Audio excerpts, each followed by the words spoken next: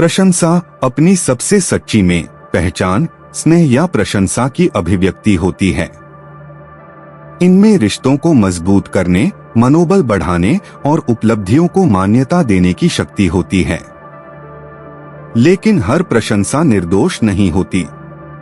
प्रशंसा की एक बहुत विशिष्ट श्रेणी होती है जिसका उद्देश्य ऊंचा उठाना नहीं बल्कि नियंत्रित करना होता है।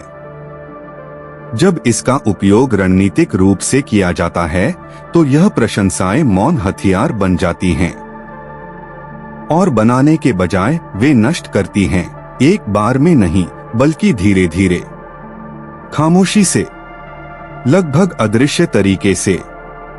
जो एक दयालु होना चाहिए था वह समय के साथ एक मनोवैज्ञानिक हेरफेर के उपकरण में बदल जाता है और इसका सबसे कॉमन प्रभाव होता है प्राप्त करने वाले व्यक्ति की आत्मसम्मान का धीमा विनाश। इस प्रकार की सोची समझी प्रशंसा के पीछे की सरल है, यदि मैं प्रशंसा किसी छिपे हुए उद्देश्य से करता हूँ तो जो मैं कहता हूँ वह दूसरे के बारे में नहीं है बल्कि वह है जो मैं उससे प्राप्त करना चाहता हूँ। यह रणनीति उन लोगों द्वारा उपयोग की जाती है जो किसी पर भावनात्मक, स्नेहपूर्ण या मनोवैज्ञानिक नियंत्रण पाना चाहते हैं। वे समझते हैं कि प्रशंसा एक आसान प्रवेश द्वार है। आखिरकार हम सब में मान्यता की भूख होती है किसी स्तर पर, और यही वजह है कि यह प्रकार की हेरफेर इतनी प्रभावी होती है। रणनीतिक प्रशंसा तात्कालिक सुख देती है लेकिन एक अदृश्य मनोवैज्ञानिक कीमत वसूलती है। इन प्रशंसाओं का एक सामान्य तंत्र है छिपी हुई तुलना। व्यक्ति कुछ इस तरह कहता है, तुम अपने दोस्तों से कहीं ज्यादा समझदार हो, या तुम इस शरीर के साथ भी बहुत सुंदर लगती हो। पहली नजर में वाक्य सकारात्मक लगता है लेकिन इसके पीछे हीनता या विभाजन का बीज छिपा होता है। व्यक्ति अपने मूल्य को अपनी असलियत में नहीं बल्कि किसी शर्तयुक्त, नाजुक चीज में देखने लगता है जो इस बात पर निर्भर है कि वह दूसरों से बेहतर बना रहे या किसी कमी के बावजूद स्वीकार्य बना रहे। समय के साथ यह आत्ममूल्य की धारणा को कमजोर करता है और एक मूक चिंता पैदा करता है उसके योग्य बने रहने की। एक और हथकंडा है अनियमित प्रशंसा। हेरफेर करने वाला व्यक्ति बहुत विशेष क्षणों में ही प्रशंसा करता है, आमतौर पर तब जब उसे किसी विशिष्ट व्यवहार को प्रोत्साहित करना होता है। यह एक तरह का मनोवैज्ञानिक बनाता है जो जानवरों के प्रशिक्षण की तरह होता है। पीड़ित व्यक्ति अपनी स्वीकृति को कुछ निश्चित व्यवहारों से जोड़ने लगता है और जब प्रशंसा हटा ली जाती है तो उसे अपराध बोध, अस्वीकृति, डर लगने लगता है। इसका परिणाम है भावनात्मक निर्भरता। व्यक्ति संतुष्ट होने की बजाय संतुष्ट करने में व्यस्त हो जाता है, न आत्मसम्मान से बल्कि भय से। यह तकनीक तब और भी विनाशकारी होती है जब इसमें अवमूल्यन के क्षण जोड़े जाते हैं। हेरफेर करता प्रशंसा करता है, फिर नीचा दिखाता है, फिर से प्रशंसा करता है। एक उलझन भरा चक्र बनता है जिसमें पीड़ित यह समझ ही नहीं पाता कि उसे वास्तव में सराहा जा रहा है या नियंत्रित किया जा रहा है। यह अत्यंत थकाने वाला होता है क्योंकि आत्मसम्मान को जड़ें जमाने का मौका ही नहीं मिलता। व्यक्ति महसूस करता है कि वह कभी पर्याप्त नहीं है, उसे और करना है और होना है, और यह अस्थिरता ही वह जमीन है जहां हेरफेर करता चाहता है कि पीड़ित रहे। एक सूक्ष्म पर सामान्य उदाहरण, कोई व्यक्ति कहता है, तुमने यह काम बहुत बढ़िया किया। मुझे तो हैरानी हुई। यह वाक्य मानो अच्छा लग रहा है, पर इसमें एक छिपी हुई अपेक्षा है कि उस व्यक्ति से इतनी क्षमता की उम्मीद नहीं थी। धीरे धीरे पीड़ित खुद को ऐसे किसी के रूप में देखने लगता है जिसे हमेशा प्रमाणित करना होगा कि वह वास्तव में सक्षम है। यह आत्मसम्मान को पोषित नहीं करता बल्कि कमजोर करता है, क्योंकि व्यक्ति को महसूस होता है कि उसकी क्षमता अपवाद है, नियम नहीं। इस हेरफेर का एक और रूप है पहचान को नियंत्रित करने वाली प्रशंसा। हेरफेर करता व्यक्ति की वांछित छवि को प्रशंसा के माध्यम से स्थापित करता है। उदाहरण के लिए, मुझे अच्छा लगता है कि तुम कभी शिकायत नहीं करती, या तुम्हारा धैर्य कमाल का है, तुम कभी ड्रामा नहीं करती। ये बातें सकारात्मक लगती हैं, लेकिन ये एक जाल हैं।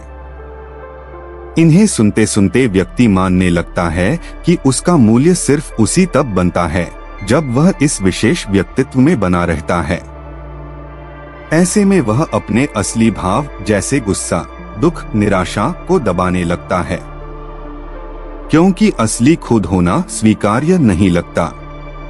और तब आत्मसम्मान नकली व्यक्तित्व पर टिका हुआ होता है, जिसकी कीमत भारी होती है।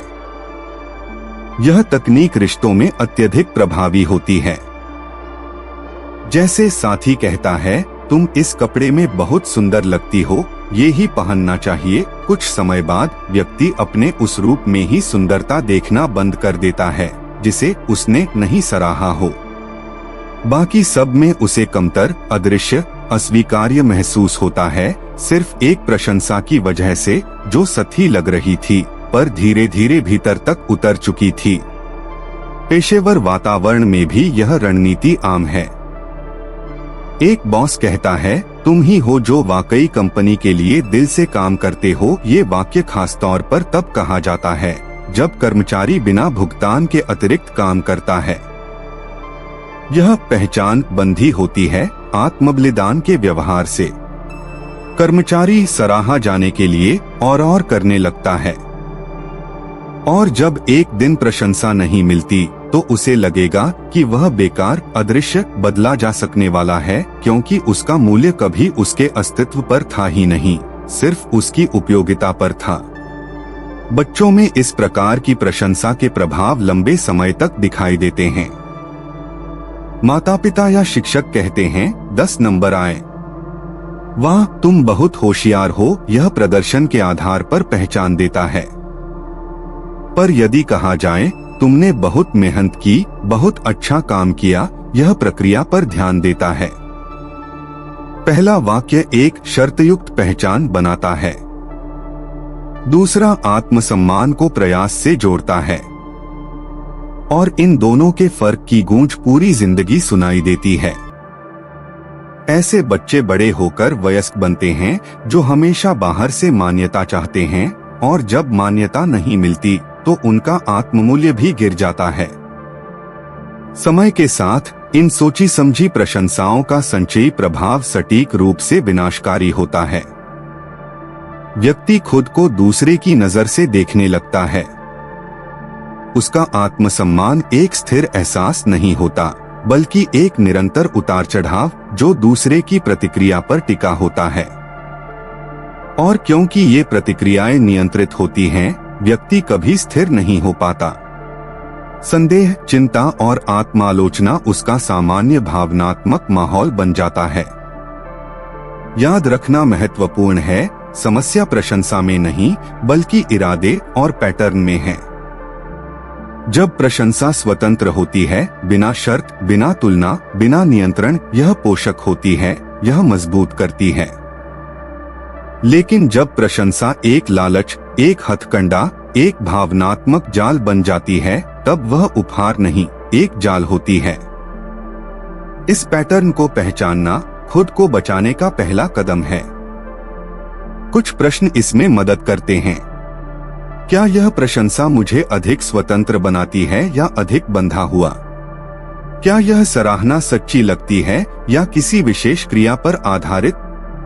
क्या मैं अपनी पूरी भावनाओं, गलतियों और बदलावों के साथ स्वीकार्य महसूस करता हूँ? या क्या मुझे किसी विशेष चेहरे में बंद कर रहना पड़ता है सराहे जाने के लिए? इन सवालों पर विचार करने से पता चलता है कि जो प्रशंसा प्यार जैसी लग रही है, वह कभी कभी सिर्फ नियंत्रण का एक छिपा रूप है। लंबे समय तक ऐसी प्रशंसा के बाद आत्मसम्मान वापस पाना पुनर्निर्माण है, सत्य को थोपे गए कथन से अलग करना है। यह देखना कि अपने अंदर का मूल्य उपयोगी, सुंदर, शांत, उत्पादक या सही होने में नहीं, बल्कि अस्तित्व में है। असली होने में है, अपनी भावनाओं को जानने और व्यक्त करने में है, चाहे वह गुस्सा हो, आत्मरक्षा हो, हाँ हो, ना हो। यह पुनर्निर्माण थेरेपी, पाठन, आत्मावलोकन से संभव है, पर सबसे जरूरी अभ्यास से शुरू होता है। खुद को छोटा सा श्रेय देने से, अपनी भावनाओं को मान्यता देने से, बिना अपराध बोध ना कहने से, यह पहचानने से कि किस प्रशंसा में मिठास के साथ जहर घुला है। धीरे धीरे भरोसा लौटता है और आत्मसम्मान प्रतिक्रियात्मक नहीं, आंतरिक स्थिर हो जाता है। प्रशंसा शक्तिशाली है, वह चंगा कर सकती है, लेकिन चोट भी पहुंचा सकती है। फर्क सिर्फ इरादे में है, देने वाले के और समझने वाले के। जब हम यह जानते हैं, हम भावनात्मक स्वास्थ्य की एक महत्वपूर्ण कुंजी प्राप्त करते हैं, यह जानने की क्षमता कि कब प्रशंसा प्यार है और कब वह सिर्फ एक छिपा हुआ नियंत्रण। क्योंकि हर मजबूत आत्मसम्मान एक चुनाव से शुरू होता है।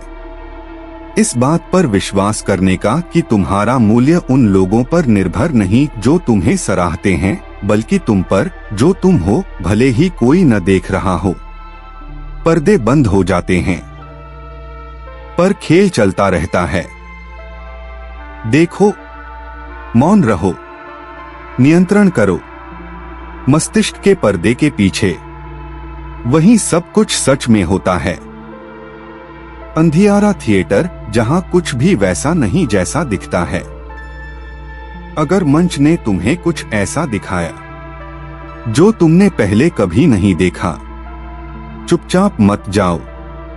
लाइक करो, उन लोगों से साझा करो जो अभी भी अंधेरे में हैं, और सब्सक्राइब करो, इससे पहले कि पर्दे हमेशा के लिए गिर जाएं।